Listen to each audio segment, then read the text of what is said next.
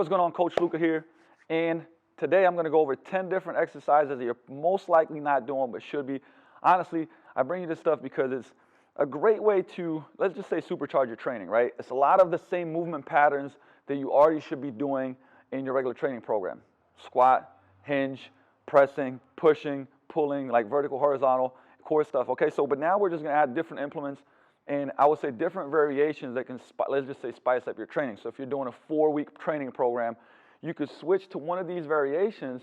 So if you're doing a lunge, you might go into the step over lunge with the core train that I'm going to show you, right? If you're doing a push press, I'll show you a different variation of a push press, and it becomes challenging and like it's progressing your training, okay? So that's pretty much the lowdown of what this is, to have like an exercise library of great useful exercises that we actually use to get results and that you can plug into your training. So we're going to start off with the first one, landmine, step over lunge, right? It's trying to bend me over, so I'm doing basically resisting that flexion and rotation as well here. I'm going to step back into reverse lunge, stay nice and tall, step right over into a forward lunge. Try to keep that straight line.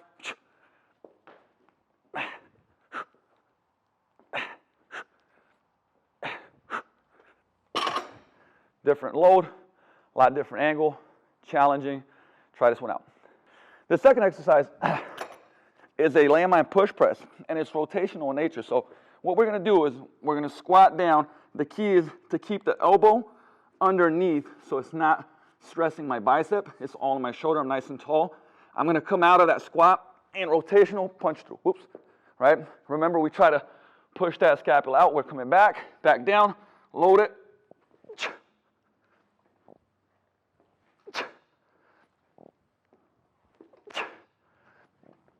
So, got that one from Nick Timonello. Great exercise. You can use a lot of load.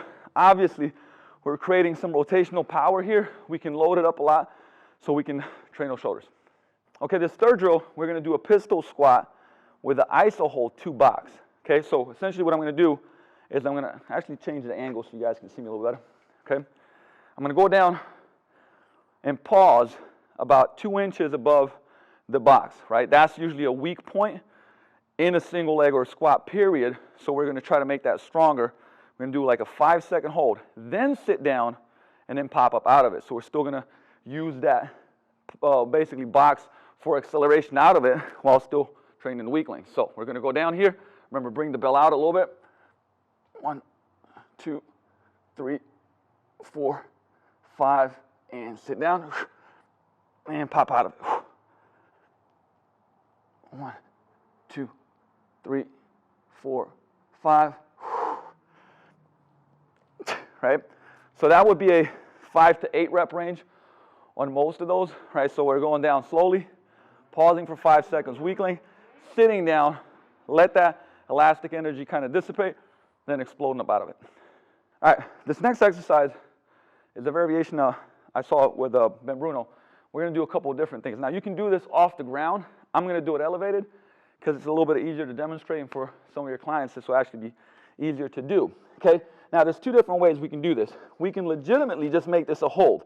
So one arm, if it was on the ground, if it's on the bench, I'm actively pushing away. So remember, I'm not collapsing here. I'm pushing away. I'm going to roll, squeeze my butt, and I'm holding, staying nice and tall, just like I would in a plank. 25, 30 seconds. You can build from there. Or every rep, we can do 5-second holds, 10-second holds, and back down. Right, so it's a rowing drill, but your obliques are going to be on fire here.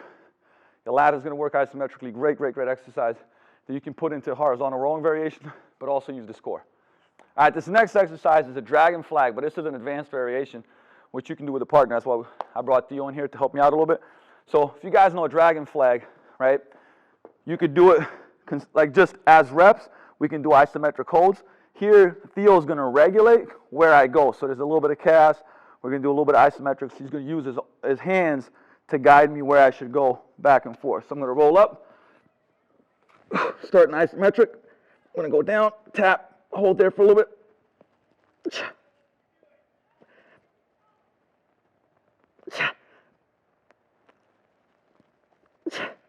You can go a little bit lower.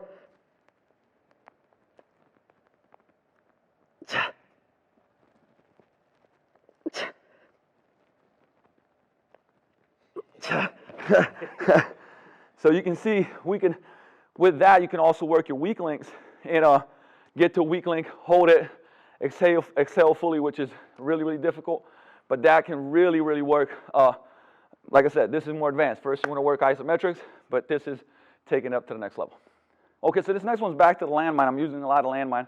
I love this. This one also is Bulgarian split squat or reverse elevated foot split squat, iso hold. But what we're going to do is there's a couple variations here. We can start with the iso hold, 10 to 15 seconds, and then go into our reps. So it should look like this. So our fire neck loop, stay nice and tall, squeezing the crap out of the barbell. So we'd be here for 10, driving through that heel, right? So we're active in this, feeling the hip flexor stretch. After the 10 to 15 seconds, now we're repping out, right?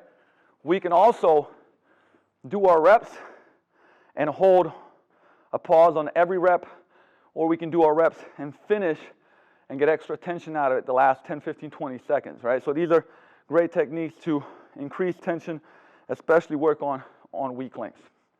Okay, another landmine one. This is going to be an offset reverse lunge. We're going to shift that center of gravity from side to side with double hands. Another one that Nick Tominello showed me. And so we're coming up here just like we were about to go into a lumberjack squat, but we're closer stance. Now, we're going to move the landmine to the left, still stay nice and upright, and we're going to step back with that left side, right? So all that weight is shifted to one side. So offset lunge. We're going to come up and switch to the right side, shift to the left. The further out that I bring it, the harder it is. Now I don't want to go too far out, so I'm not cranking my elbow or my shoulder. But just this shift, 5 inches left, 5 inches right, can create a huge challenge on the core. We can still load it up pretty heavy, and it's a great way to add a new variation. So this one, single leg hip thrust, we're adding band resistance. Now, we'll add band resistance in general if you want more activation, right? Because you have to rip out, externally rotate, get more of the glutes firing when you're doing a regular two-legged hip thrust. But, and I'm not going to use a lot of load here, I'm adding it because we're going to go single leg with that knee drive, which is going to activate core hip flexor, and the opposite glute is going to fire way more. So I'm going to come up here. So from down here, this knee is going to come off the ground. I'm going to drive, and as I push, I activate like crazy. Right? So you can see, as I'm driving that knee up, I get core, hip flexor, opposite glute. Okay? And that's just going to, like I said, you're going to get more out of the drill. You're most likely not going to be able to use as much load, but definitely a great exercise to put towards the end of a leg training session. As you know, I'm a big fan of crawling variations, developmental things, I would say movements.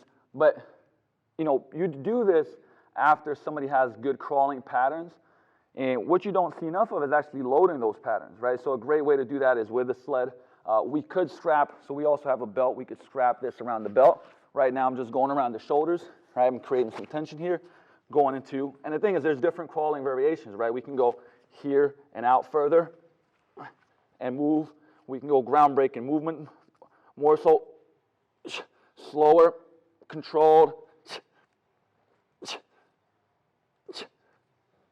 And the thing is, we could load this with as much weight as possible, still moving well.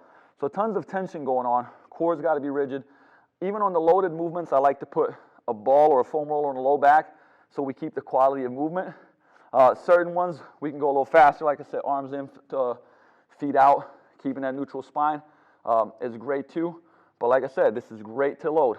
You can do it at the beginning of workouts, at the end of workouts as a finisher. Like I said, just making sure the movement is quality. Now this is a great one. It's a great finisher. I got this from Martin Rooney back in the day.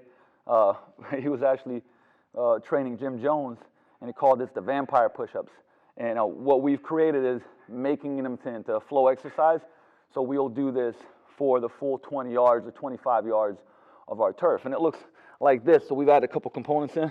So 2 push-ups, pike up with the weight, walk it out. We're gonna tuck in, neutral spine, walk it out. 2 push-ups.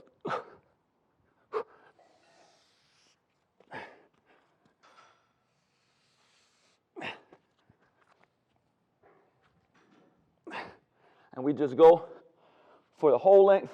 And like I said, you can build this up. So we've got to the point where we're going down and back 40 to 50 yards as a finisher for 2 sets. If you really don't like someone, 3 sets. So that was our 10th drill. And like I said, these are exercises and variations that can just become an exchange for the movement pattern you're already using. You hit a plateau, you get stuck, you want some variation in your training, make it exciting and then supercharge it.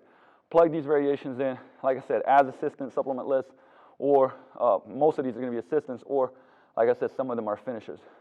Have fun with them. Let me know how you're doing.